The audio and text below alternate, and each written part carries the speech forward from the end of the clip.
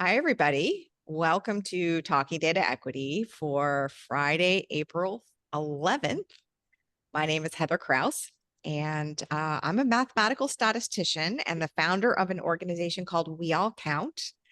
And the purpose of We All Count is to provide tools and techniques and a community for anybody working on data projects in any sector, any part of the world that wants to align those data projects with their principles and their values and the equity priorities of that project. And one of the things that we do, probably my very favorite thing that we do as an organization, is that We All Count hosts a weekly gathering called Talking Data Equity. And that is what you have found your way to. And when I say weekly, it's pretty close to weekly. It's not every single week, but a lot of weeks.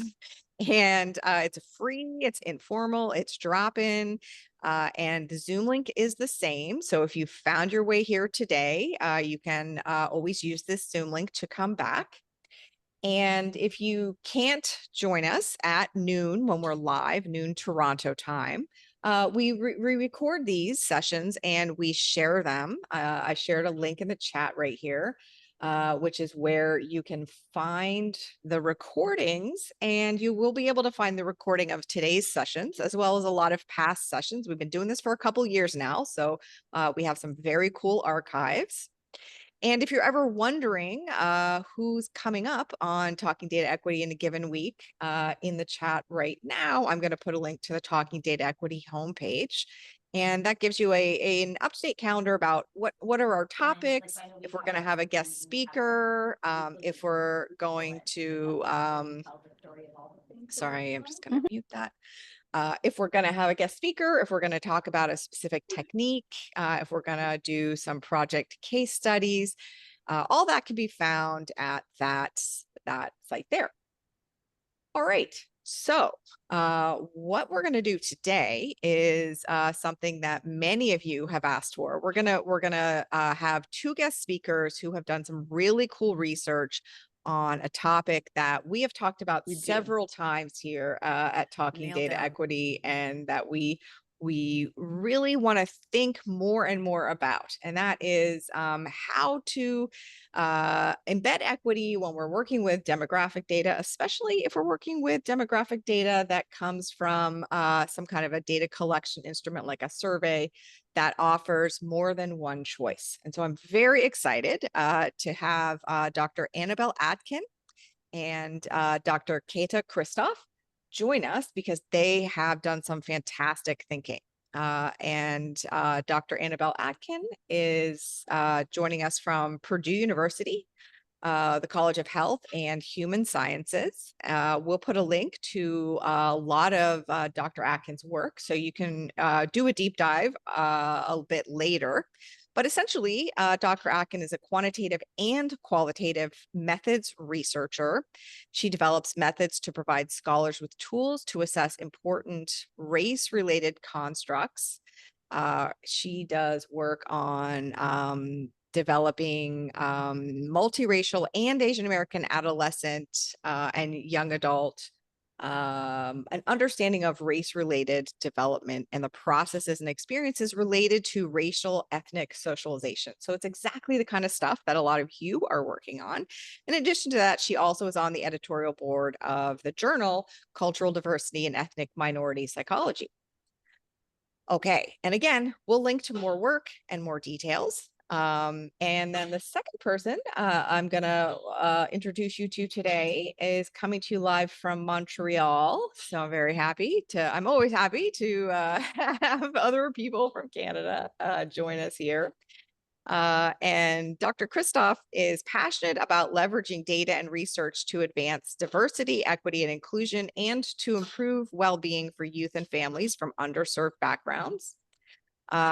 He is a National Institute of Health or you aren't actually currently, right? That's in your This past. is a training grant, yeah, Yeah. NIH Child Health and Currently Development. at McGill, and we're going to link to a very, very cool cultural development science lab at McGill that Dr. Christophe is running. And what I was reading was a lot of his past accomplishments and awards that were given to him in acknowledgement of his work on identifying factors that help racial and ethnic minority individuals show resilience in the face of interpersonal and systemic racism. So I'm going to turn it over to Dr. Atkin and Dr. Christophe now. And what we're going to ask is we have a lot of people on a Zoom meeting today, which is extremely exciting, is that while they're sharing their slides and kind of telling their story and talking about their research, that you keep your microphone turned off during that time period.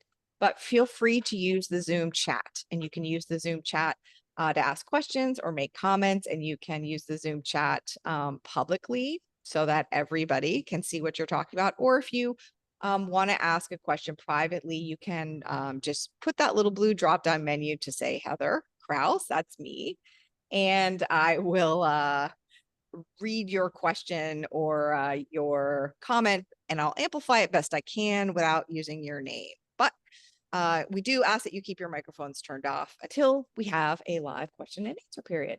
All right, enough housekeeping. Thank you so much, Annabelle and Keita, for joining us. I'm very, very appreciative of taking time out of your busy schedule, and I will turn it over to you.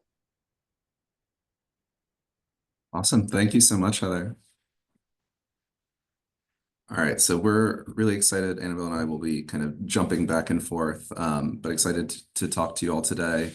Again, kind of what Heather said, just talking about the importance of identifying multiracial or mixed race people in social science research, although I think there are things that can apply across kind of human subjects research. I'm going to go to the next one, Annabelle. So little who are we? I think it was already kind of presented, but I'm a developmental psychologist, trained, born and raised and trained in the States. Got my PhD from University of North Carolina at Greensboro, but for the past 3 years, I've been up at McGill in the Department of Psychology. And I'm a developmental scientist. I am currently in the Human Development and Family Science Department at Purdue University, and I got my PhD at Arizona State. Yeah. So for the agenda, we kind of start with just our own positionality, and then Annabelle's going to walk you through some kind of census data, and we can see how census data has in the past kind of worked with respect to being able to identify multiracial people. She'll run a little bit through different theories of multiracial identity, and then I'll go into a recent study that we went through looking at how different demographic questions that you might commonly ask in your surveys can really differentially identify and group multiracial people into different racial categories and some of the kind of potential implications of that for your own work. And we'll end with some tips and takeaways. In terms of positionality, I think like relevant to today, so I identify as a multiracial, like mixed race person. My mom is white, my dad's like Black from the French Caribbean. So I think all of that kind of informed my understandings of identity. And then especially moving up to Montreal, which is really culturally diverse and has a really unique context, has really expanded the way that I think about some of these topics in combination with kind of the more like US centric way of thinking about race ethnicity. And I am a cisgender heterosexual woman, and I use she, her pronouns. My mother is an immigrant from Taiwan, and my father is a white American. So I personally identify as biracial American, but I wasn't always able to use these terms. I grew up as one of the only, well, the only biracial girl in my grade in a predominantly white suburbs of Cleveland, and then later a small college town in Connecticut. So I didn't really have language to label myself or talk to anybody about these racial issues. So that's motivated my career studying multiracial and Asian American families and understanding how individuals develop resilience and engage in resistance to counteract the risks that they face as members of marginalized racial groups. I also have a multiracial family of my own. So I have a Mexican American husband, and our son just turned 1 year old. All right, so moving on, I'm gonna start with definitions. So I define a multiracial person as an individual with biological parents of different racial backgrounds. So I made this little graphic to sort of distinguish some related terms that are often used interchangeably. So biracial is sort of the most specific, where it refers to people with two racial backgrounds. Oftentimes we assume that this is a person with two monoracial parents, but there could also be people who have one biracial or multiple multiracial parents, but the total of their races is two different races. So like a black-white biracial father and a white mother, for example, some of those people might also consider themselves biracial.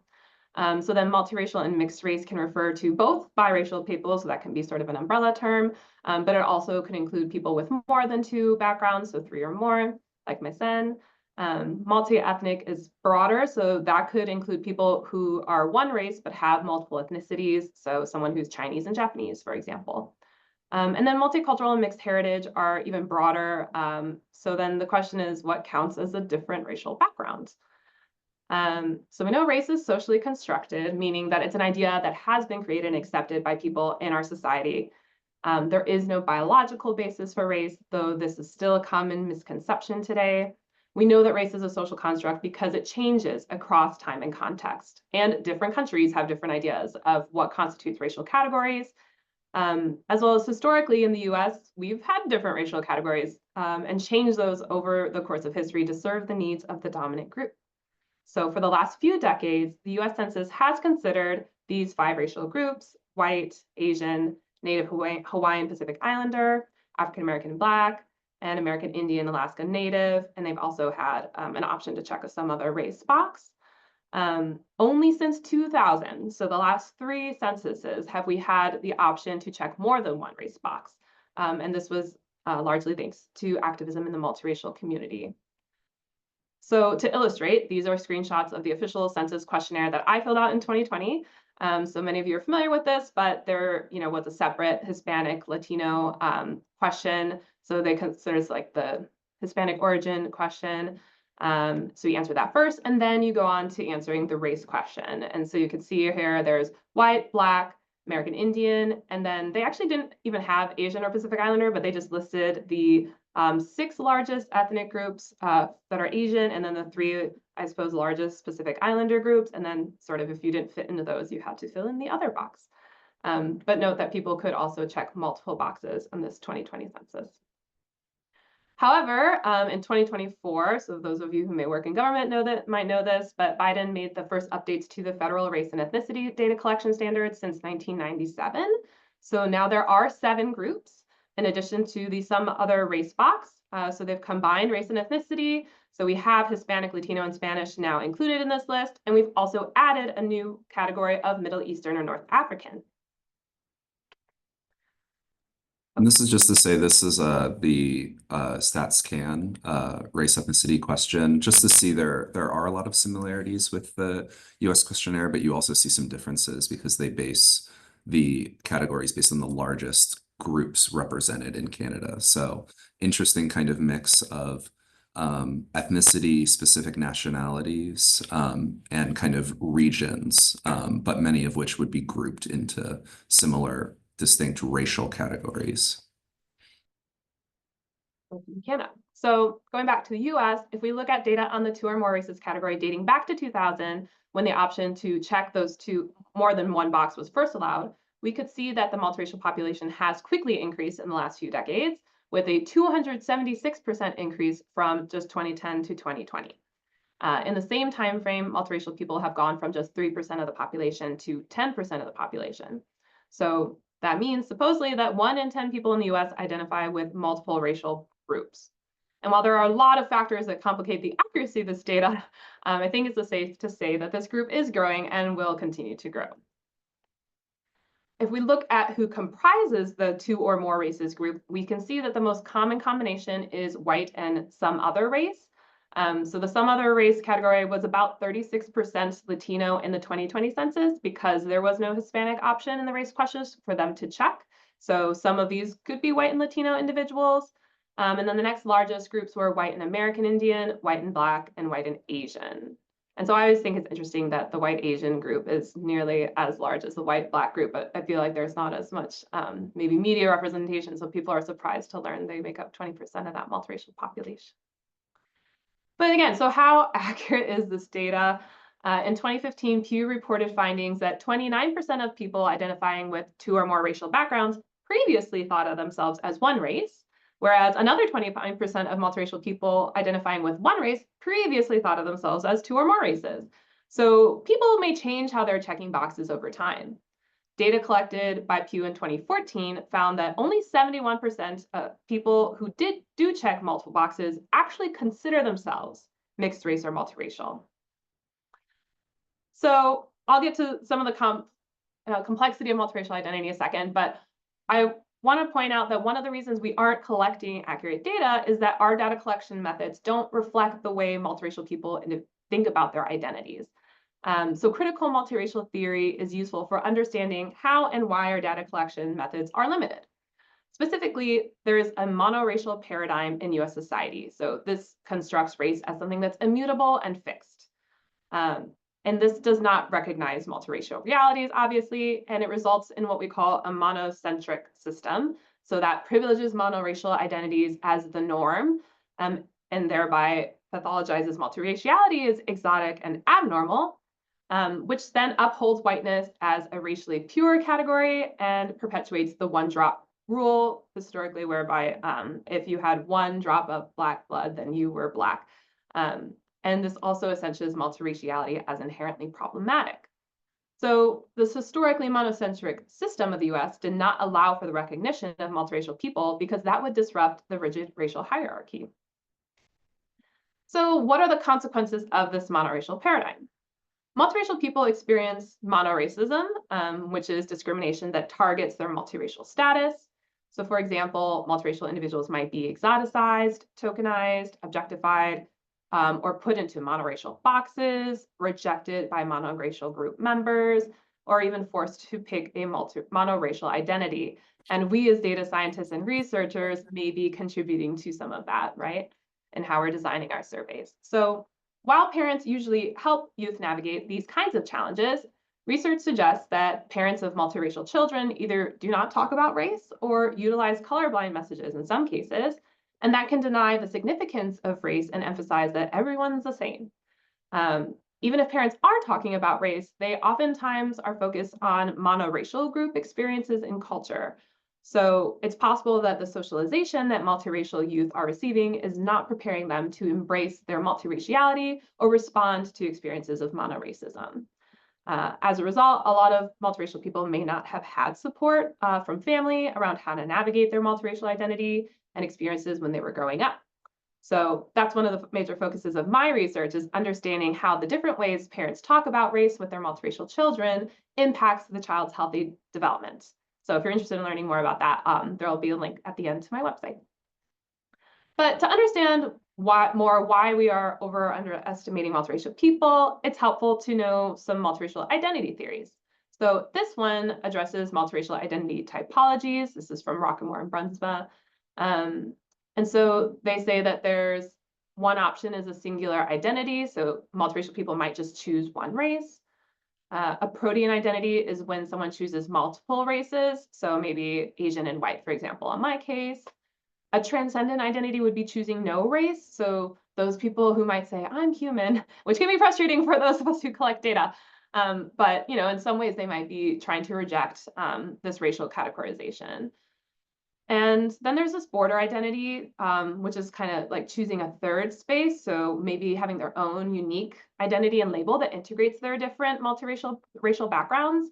So for example, like Eurasian or Tiger Woods was sort of famous for the name Cablinasian, which combined Caucasian, Black, and Asian. I have a professor who identifies as Mexipino and has written about the history of interracial mixing between these communities in the San Diego area. And then Blasian sort of become a little bit more popular and common in pop culture lately. So multiracial identity is also known to be fluid for some, and that they could identify differently, moving between these typologies depending on the context or time in their life. Another unique thing about multiracial identity is that it has multiple components. So specifically, racial identity would be an individual's self-understanding of their identity. So for example, I identify as a biracial Asian American. And then racial identification would be how others understand and categorize the individual. So for me, like I've polled my students on the first day of class, and most of them perceive me as Asian. But I've also had friends from Asian countries tell me that they thought I was white because I was from America. So how people perceive me can differ from how I see myself. And then racial category are the identities that are available and chosen in a specific context. So this might be what boxes people are choosing when they're filling out forms, such as if they're applying to jobs or to college, scholarships, right? People may strategically choose certain races. So for most monoracial people, there is no distinction between these categories, but for multiracial people, there can often be discrepancies, which can cause stress and affect mental health. For example, Halsey's statement, I look like a white girl, but I don't feel like one. I'm a Black woman, so she's biracial and has a Black father. That could invite a lot of criticism from people because she's seen as white based on her appearance, despite having a Black father. So one study that captures the complexity of multiracial identity and how multiracial people make decisions on how to indicate their race on forms is this paper I worked on with a professor at the University of Georgia, Dr. Mackenzie Minier. We collected the data when the 2020 census was being conducted, and I asked my sample of multiracial young adults what boxes they had checked on the census or were planning to check, and then asked them to explain why they made that decision. So specifically, I asked them, why did or would you respond to the census the way you indicated? Did you respond to the census checking boxes for all of your racial ethnic groups, or only one or some of your racial ethnic groups, and why? So we coded their short answer responses and identified 3 themes. So the first was identity driven, meaning that these were people who chose to check the boxes that best reflected how they racially identify themselves. For example, one participant said, I responded by only checking the ones I felt I grew up with. I also have small amounts of Black and Native American ancestry, but because I did not grow up with experiences of either of those cultures, and I'm such a small portion of them, I choose not to claim them. So then the second group was accuracy driven, and these people wanted to report all the racial backgrounds, even if they didn't identify with all of those groups. So for example, I chose all of my racial backgrounds because I know that the census is used to distribute different kinds of resources amongst communities. And I feel like it's important to very accurately report your information. So some of them had sort of these motivations around getting resources to different groups. And then the last group was externally driven. And so this was made up of people who identified themselves based on external factors, such as how other people see them, genetic ancestry tests, what those told them, or they might say, you know, my parents are from this country or that country. So for example, this person said, I responded based on the outward appearance and perception that people would have about me. Outwardly, I am most perceived as a Black African-American male, so I selected that option. So some important takeaways regarding multiracial identity development are that mixed race people construct different racial identities based on their experiences and context. There are a number of factors, as you could see from the example, that influence their identity choices. People with the same racial background may choose to identify in a lot of different ways.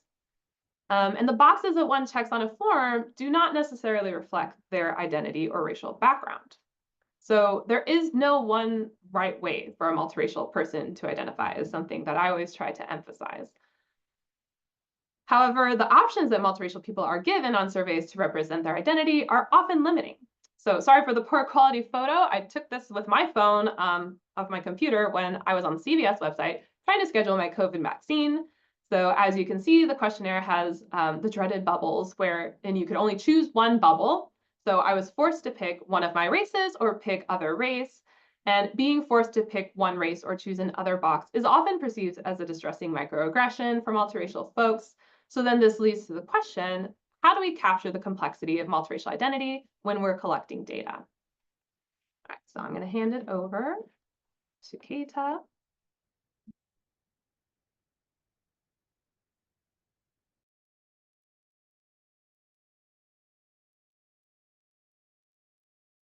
You're muted, by the way. Perfect. Let me just resize that for y'all.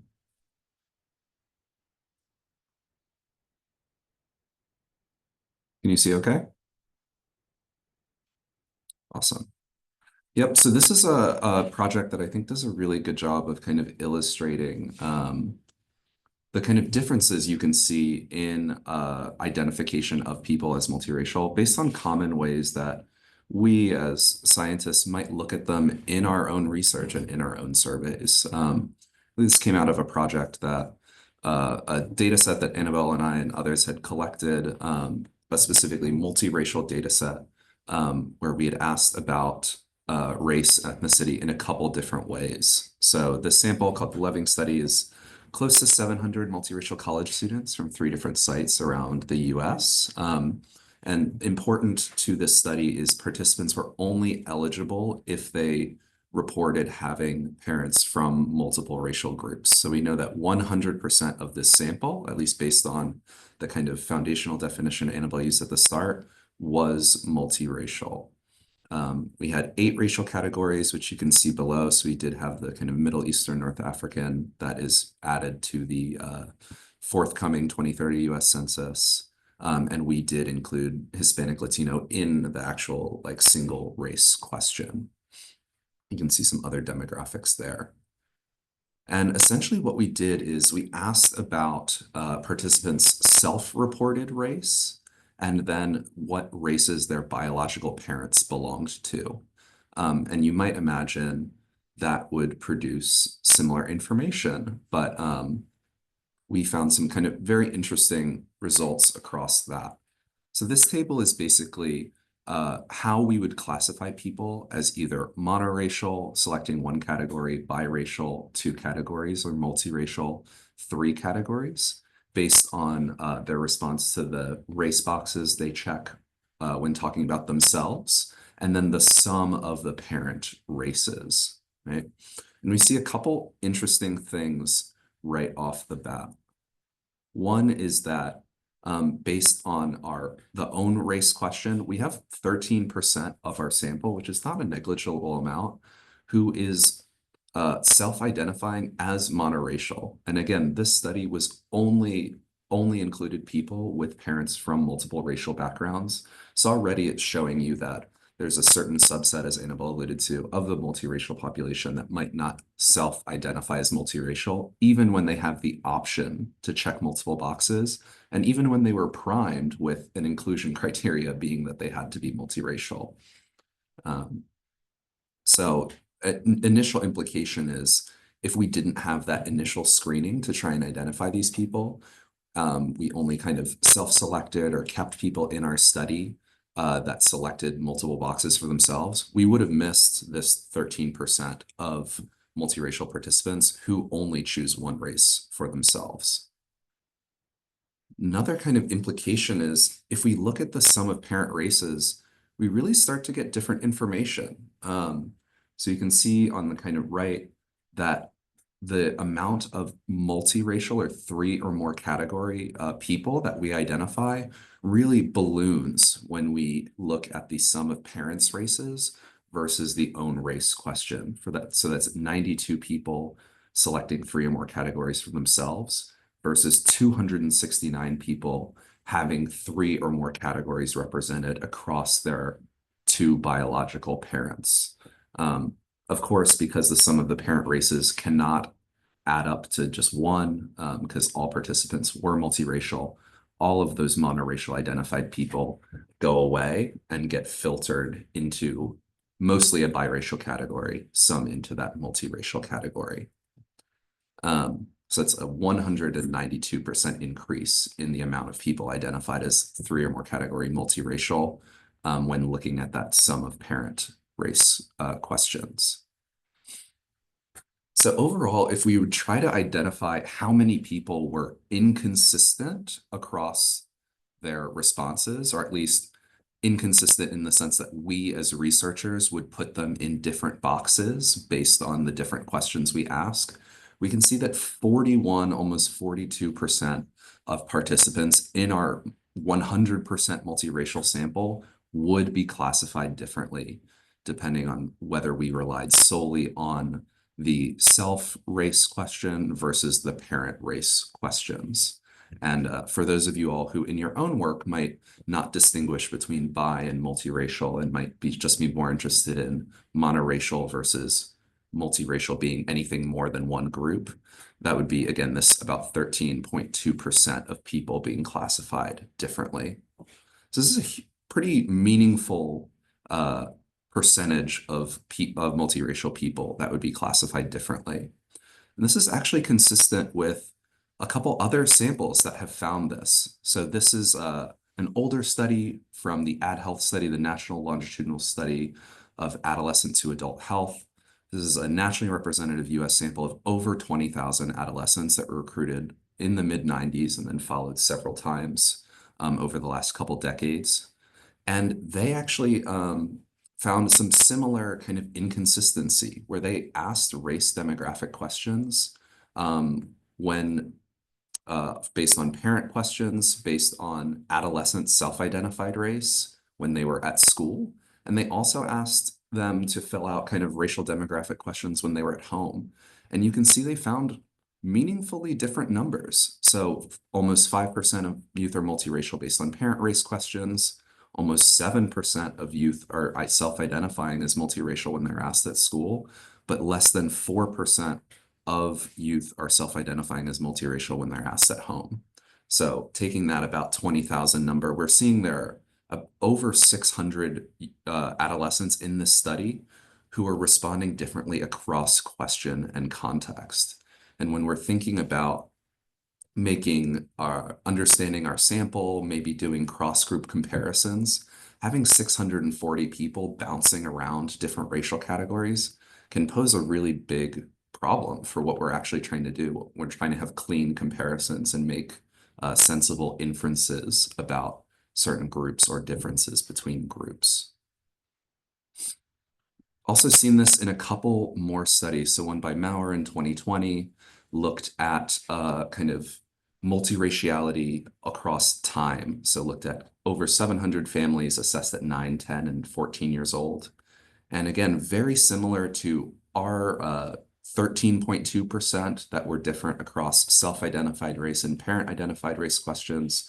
They had 13.8% of caregivers identify their child differently in terms of race ethnicity across the different assessments through the years. And then almost 15% of parent-child dyads disagree or select different combinations of racial categories for the kid in the dyad.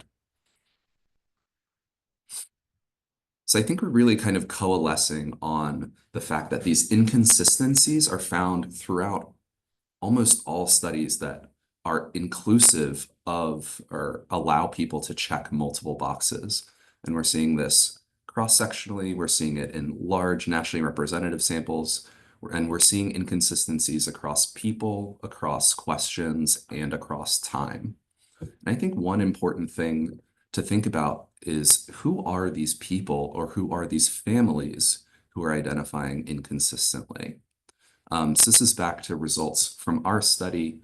We essentially looked at a group of people who would be identified inconsistently based on the self-race question versus the parent race question.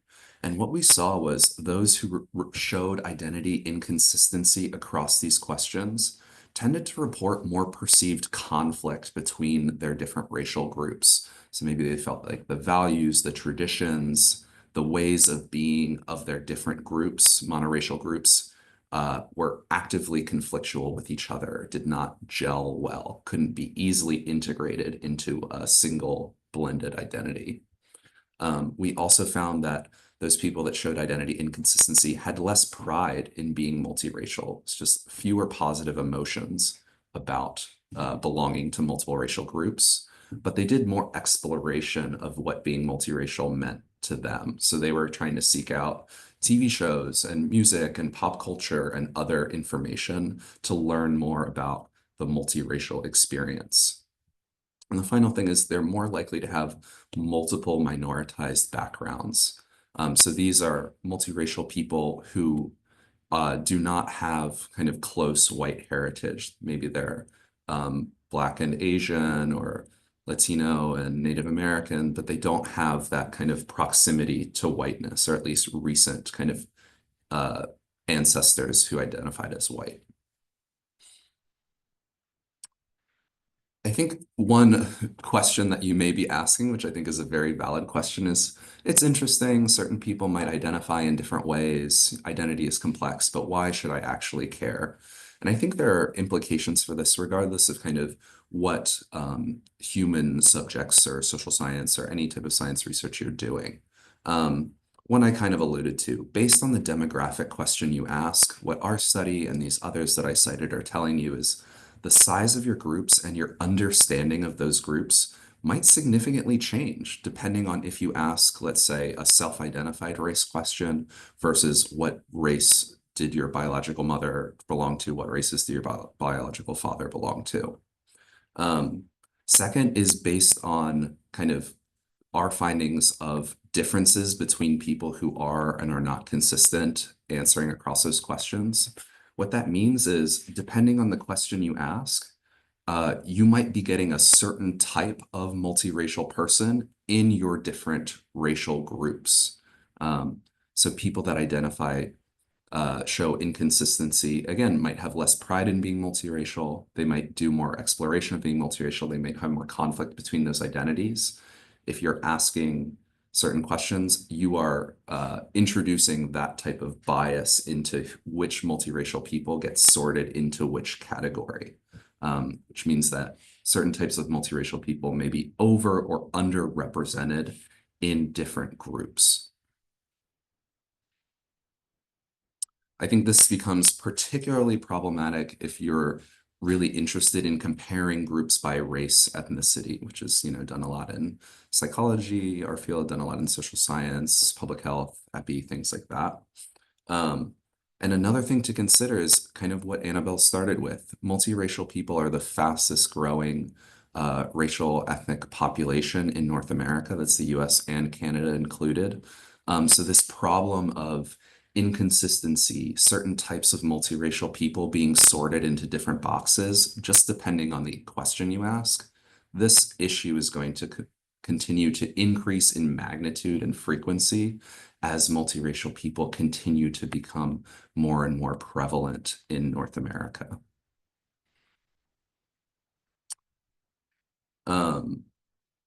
This is just another study showing that the understanding of our groups may actually change. So maybe we have a kind of applied question that we really care about, but our demographic kind of sampling methods might change our understanding of what's actually happening. So this is a very small sample study of men who have sex with men who identify as having HIV. This is a sample pulled from a community organization in San Francisco, really focusing on HIV-related stigma. And they had 3 different ways of looking at racial categorization. This multiracial model where people with 2 or more races were put into a multiracial box. They have this othering model, kind of consistent with the pre-2000 US Census, where you had to select one category. So that means if you selected more than one race, or people selected more than one race, who selected more than one race were put in other. And then there's this hypodescent kind of one-drop rule thinking model, which happens commonly in social science research, where multiracial people were basically placed into their monoracial category lowest on the kind of hierarchy of power and privilege. So if I identify as white and Black, based on this hypodescent model, I would be counted as monoracial Black African American. So you can see across the multiracial, the othering, and the hypodescent model, these group sizes different. Just to say that the biggest increase in this hypodescent model is Black. So you can see people kind of moving around between these. But in terms of the actual questions they were interested in looking at potential racial group differences between with respect to HIV-related stigma in this study. And again, small sample size. Their focus wasn't really on the p-values, but more so on the point estimates of what direction these effects were going. So all of these effects in the RD columns are comparing people on that row to white participants. And you can see in this multiracial model, we tend to see this positive point estimate, meaning that compared to white people, multiracial people reported more HIV-related stigma, right? If we look at the other category, we can see that that point estimate, the size of that effect, varies a decent amount based on the specific model you're looking at. So that 0.149 in the multiracial model, almost 0.2 in the other model, back down to 0.18 in the hypodescent model. And then in the kind of Black African American sample, and we can see that when multiracial people are kind of excluded from this Black category, that point estimate is negative. So in the multiracial and othering model, that point estimate is negative 0.16. But in that hypodescent model, where a lot of Black multiracial people get filtered into the Black category, that point estimate actually flips and becomes positive. So all that to say, again, the study's a little bit too small to talk about significance and group differences, but you can imagine with a bigger and more well-powered study, depending on how you organize people into groups, it can just fundamentally impact the findings of what you're actually looking for. So this is a real problem in our research because we want to make reliable, valid, generalizable inferences about what's happening in larger populations. So seeing all of this, some of this stuff looks bad. You might be asking, what should I do? So you want to kind of end with some maybe practical things or just things to think about in your own work moving forward. One is more of a disclaimer, which Annabelle mentioned, advise people to the degree that they're able to not restrict people's ability to self-identify as multiracial. So this limits people's ability to assert their identity in research, on forums, government agencies, things like that. And other research shows that this has implications for people's identity, decreases their sense of belonging. And when multiracial people are forced to select one box on a form, it tends to decrease their self-esteem and decrease their motivation in the moment. Another reason not to limit people's ability to self-identify as multiracial is because not classifying people as multiracial people as their own racial ethnic group can limit our ability to identify potential health disparities. And a lot of emerging research, this is just a kind of subset of citations on this topic, are showing that compared to white and other monoracial minority groups, multiracial populations are at increased risk of poor sleep. That's in terms of sleep duration, lower sleep quality. They experience more negative mental health problems, things like depression, anxiety, psychological stress. They show increased rates of suicidality. They report lower rates of psychological well-being, so less self-esteem, lower life satisfaction, and they report higher levels of substance use. But if you don't let people self-identify as multiracial because they have to select one box, you won't identify that this population in certain ways may be at particular risk. So things that you can do, I would say do tailor your demographic questionnaires to your research question. So essentially this just comes down to being intentional about the demographic data you collect. So if possible, asking about race, ethnicity in multiple ways can't hurt. But if that's not an option, which conceptualization best fits your aims? So are you interested maybe in parenting processes? Maybe it matters that one parent might be white and another parent is Asian because they have different racialized experiences and that may impact their parenting or their impacts on their child. Given that type of research question, maybe you consider using parental race questions to group participants and identify participants as multi or monoracial and sort them into their different groups. For other questions, maybe a self-identified race or even a phenotype street race, how other people might perceive me might be most appropriate. And say it might really depend, but these are things to be thinking about. If you're assessing people at multiple time points, so if you're doing longitudinal work, I would think about asking for racial demographics at each wave. So this is often something that we do at our baseline survey, and then we just kind of forget about. Do we do similar things with socioeconomic status, although we know that people's socioeconomic status can change over time? This is just an example of a paper one of my grad students is working on with 500 or 659 Mexican origin youth who are followed from age 10 to 26. And we can see that the percentage of them identifying either as Mexican or as Mexican American can vary significantly across these different ages and waves. So they can range all the way from 60% of our sample at wave 9 identifying as Mexican American to a low of 45% a few years earlier at wave 6. And these self-labeling, self-identification changes can really be impacted and have implications for stress exposure, development, context, health, and identity.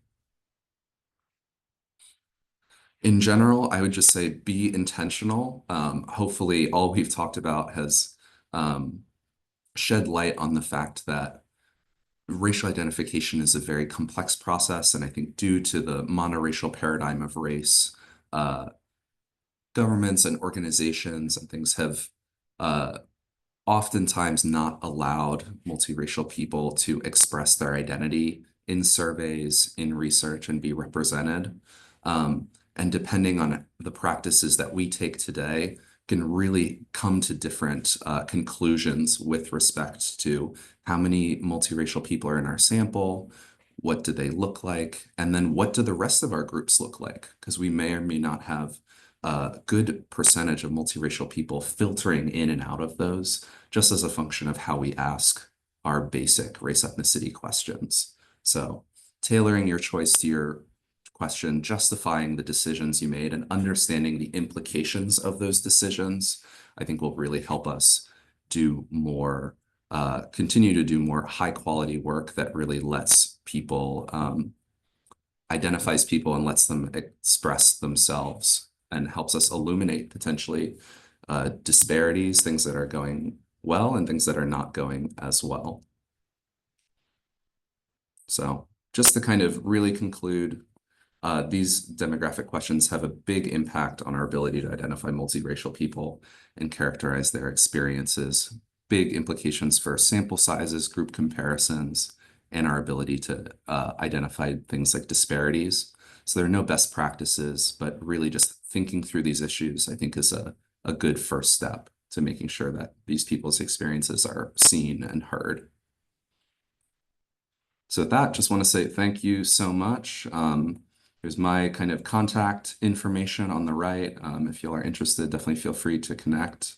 Annabelle's is on the left, and be more than happy to take any questions you all have.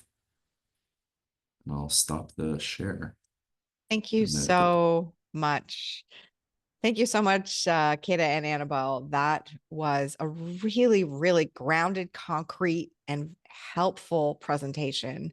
I know that you've done a gigantic amount of work to bring us these insights, and it is really, really great. There's lots of questions in the chat, but I also want to leave time for people who are live in the room that might want to turn their microphone on and ask a question. If you are live in the room, go ahead and either put your hand up in like that Zoom way, like using the Zoom reactions, you can raise your hand and we'll unmute you in order. If you don't know how to do that, you can just turn your microphone on and we will be happy to accommodate you. Is there anybody in the room that wants to ask a question?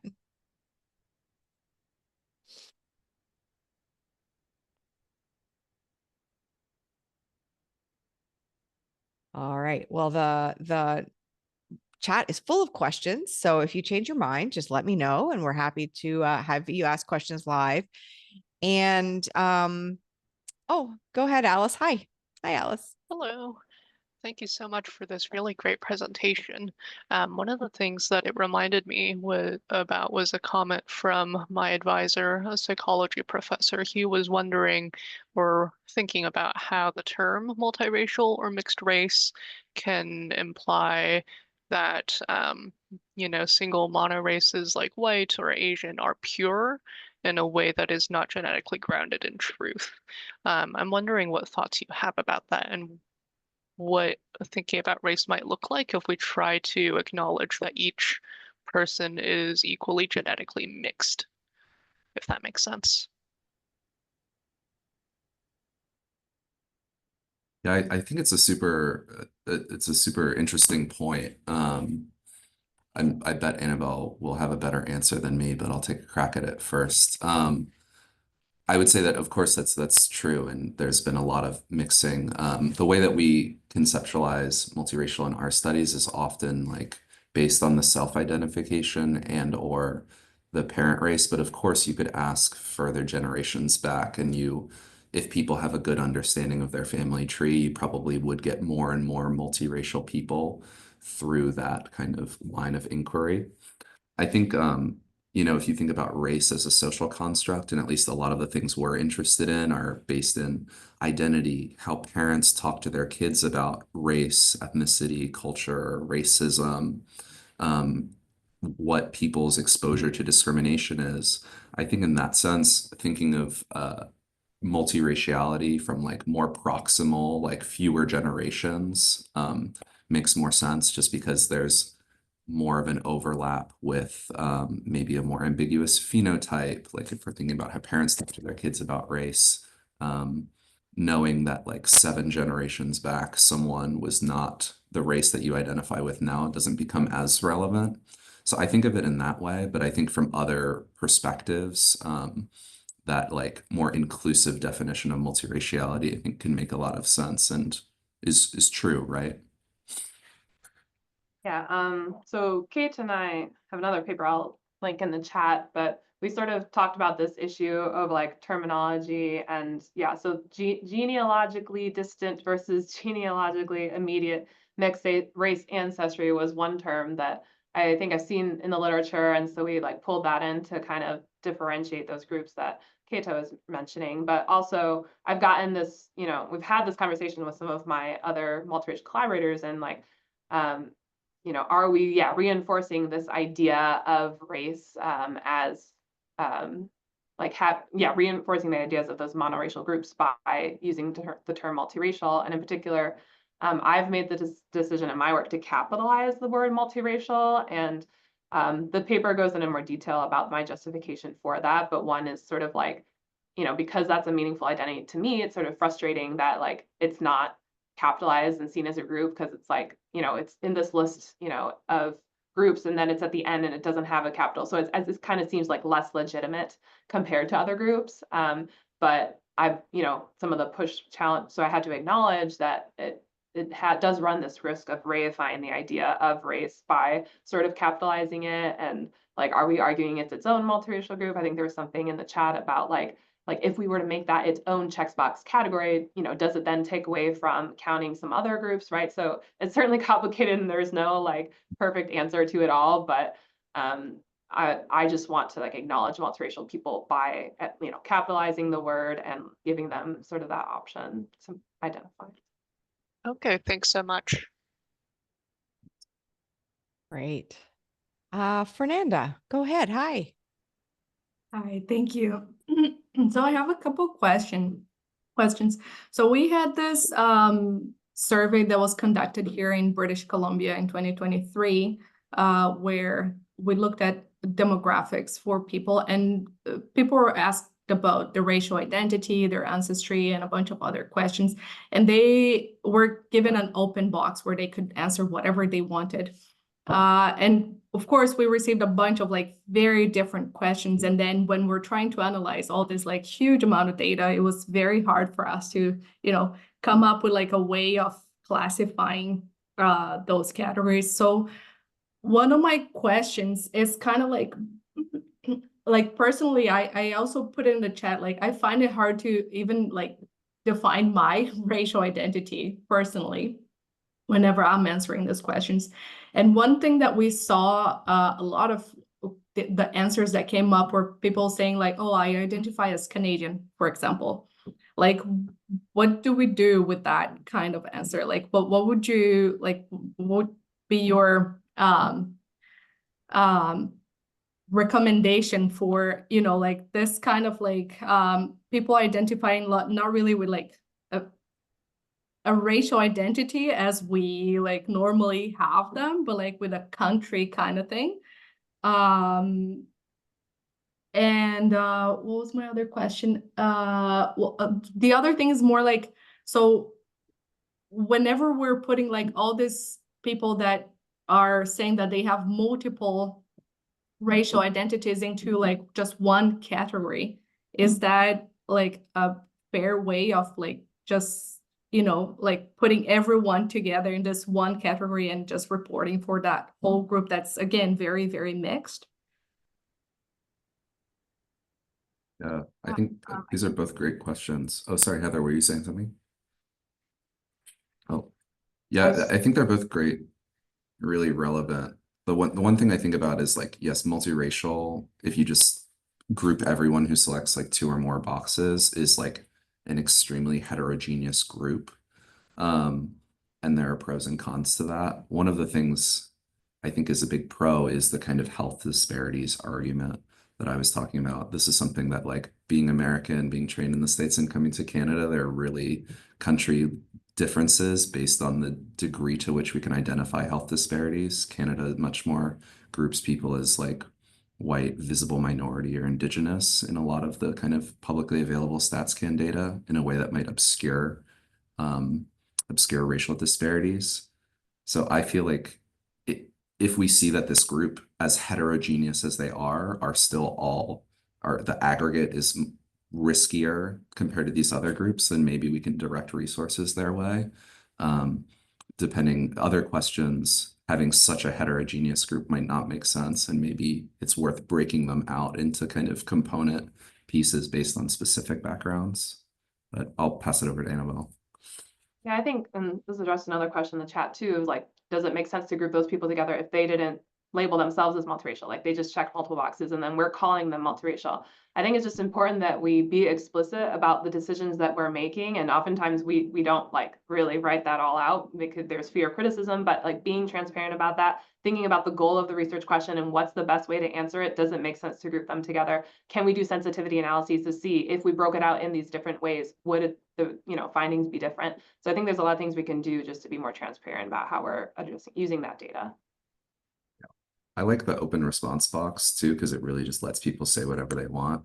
It's almost a double-edged sword though, because if they all say Canadian, you don't want to conflate nationality with ethnicity and group them as white, for example. But you're way more likely to get way more responses. So I feel like in our work, we often have an open response box, but then we also ask those questions multiple ways. And yeah, we just try and justify and triangulate what makes the most sense depending on what we're trying to do. And even if someone disagrees, at least they see what our thought process was. Great answer. We're technically out of time, but I really want to make space for Dr. Becker. Your question, are you able to ask your question in a kind of an efficient way? I'm sorry, we're really at the time, but we'd love to hear from you. Yes, I'm just going to ask quickly, but I think part of my question has been answered through, I like the response around sensitivity analysis. And the reason I'm asking this is that there is an actual definition of who is Black, who is seen Black in the world. It is not just about where you're from or country. I know that in the Americas, at least in the US context, there was an actual definition that was made to classify or say people are Black, one drop rule. That is the definition that in America, race-based construct, and I want to say in all colonized spaces, including Africa, what it means to be Black, I think it's something, especially when it comes to us Black people, that I feel researchers tend to go away from that a bit, forgetting what that means, the meaning of that word And if somebody is selecting Black and white, what that means in terms of our society, in the context of white supremacy, in the context of colonization, and in the context of enslavement. So I feel like even though it's not a good thing to lump up people, but being able to say, I'm going to give people an opportunity to, one, select, two, have the option to have the multiracial ethnicity, but within that category, we experience the world differently. For instance, a mix of Black and white, that offspring is going to be treated differently compared to somebody who is Asian and white. And then it depends on the degree of how much your parents have in that blood in terms of percentages and how you present or how people view you and treat you. So when we are talking about equity, I think we don't need to really keep on trying to separate too much or lump up too much to a point that we lose meaning and we lose how people perceive you in terms of your marginalization is how they are going to treat you. Therefore, we see that within the health disparities that generally darker skinned Black people, no matter how mixed you are, if your skin is a little bit more darker compared to lighter skinned Black people, I'm giving an example of a Black person because I am a Black person, you tend to be treated differently. There are issues of colorism besides the boxes. So I feel like as researchers, we need to be really deliberate on what research question are we asking, putting the context, what we know about racism, white supremacy, and who are the really mostly marginalized group, even within the multiracial category. So that is just a comment, but I like putting in the sensitivity analysis to say, even within these multiracial groups, who tends to be disproportionately impacted by inequities and racism? I'm a developmental psychologist. I think a lot about mechanisms, what's driving it. And one thing underlying everything that you're saying is phenotype and skin tone. So I think based on your research question, you might be more interested in skin tone and phenotype actually than the racial category, right? So I think it's just a reminder that like our categories are social constructs for other things, but the actual thing that might be driving a disparity might be differential treatment based on how you look. But if you're talking about parenting, the actual background of the parents might be very important. It's all complicated. It is very complicated. I really appreciate, Dr. Becker, your comment and your insights and your question. And Annabelle, I want to leave any space for a last comment from you. I don't want to cut you off. I mean, yeah, that's a great way. I think we didn't really talk a lot about how to disaggregate multiracial people into groups. And I think if you have the numbers, do it. But there are shared multiracial experiences that I think we need to understand that are different. You know, multiracial Black people have different experiences as Black people as well, but they have shared experiences too. So it just depends on the question. There's a lot of different ways to divvy up that data. Thanks. Yeah. Yeah. And there isn't ever going to be like this single right way. And I really want to emphasize what both of you said and really all the comments as well about the criticalness of transparency. If we're going to make a decision based on some number, we really need access to where that number came from and what choices went into making that number. And I really, really appreciate the questions. Dr. Atkins, Dr. Christophe, thank you so much for doing all of the research and thinking that you're doing. We'll continue to follow your various products. Everybody who stayed past the time, I really appreciate that. We'll have the recording and lots of other links. I know there was lots of questions in the chat that we didn't get to. Feel free to put those questions into the Data Equity Forum. That's what it's for. We will get you answers to those questions. We are off next Friday because it's a holiday here in Canada. So we're going to see you in 2 weeks and we'll have an expert on collecting data with an equity lens in maternity wards in hospitals. So that'll be cool. So I'll see you in 2 weeks. Take really good care of yourselves and each other. Thanks for showing up and being a fantastic group of people. Okay, bye everybody.